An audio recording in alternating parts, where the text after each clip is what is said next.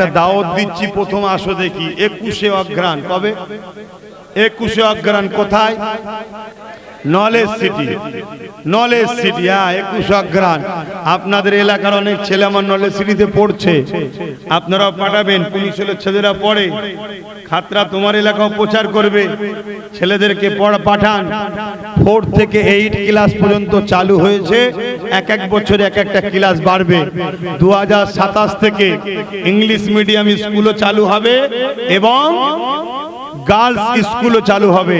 বর্তমান যেটা চালু করেছি সেটা হলো বাংলা মিডিয়াম 4 থেকে 8 পর্যন্ত। আপনাদের সবারকে বলবো নলেজ সিটিটার সাথ দেবেন। 21শে অগ্রহায়ণ যাবেন তো? বলুন ইনশাআল্লাহ। সকাল 10টা থেকে সন্ধ্যের আগে শেষ হয়ে যাবে, কিন্তু গাড়িটা ভাড়া করবেন সন্ধ্যা পর্যন্ত। কেন? দোয়া করতে, বক্তব্য দিদি যদি একটু দেরি হয়ে যায় হুড়োহুড়ি করে চলে এলে হবে না, কিন্তু আমাদের টার্গেট সূর্য ডুবার আগে প্রোগ্রাম শেষ হয়ে যায়। এবং আর একটা কাজ আছে, দুপুর ও আসর লক্ষ লক্ষ লোক একসাথে নামাজ পড়বো, তাই সাথে একটা নামাজের মুসাল্লা হোক বা পাক কাপড় হোক নিয়ে যাবেন। কেন? লক্ষ লক্ষ লোকের নামাজের মুসাল্লা ওখানে ব্যবহার কোথায় পাবো? আর একটা বড় কাজ আছে, সেটা হলো এটাই, দুপুর বেলার খাবারটা সাথে নিয়ে যেতে হবে। শুনছেন তো? কষ্ট হলো। এটা দরবার নয় তো, দরবার হলে আলাদা কথা, দরবারে গেলে কি ফিরিয়ে দিয়েছি?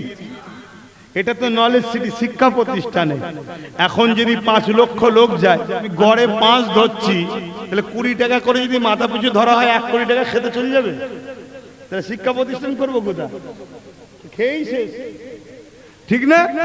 এই জন্য আপনাদের বললাম, যে যার খাবার, যে যার পানি নিয়ে যাবেন না, না নিয়ে গেলে পানি খাবে, পাশে নদী আছে। তো যাক, আপনাদের সকলকে দাওয়াত দিচ্ছি, 21শে অগ্রহায়ণ যাবেন। উলামা ভাইরা আপনারাও যাবেন, ইমাম ভাইরা যদি পারেন যাবেন।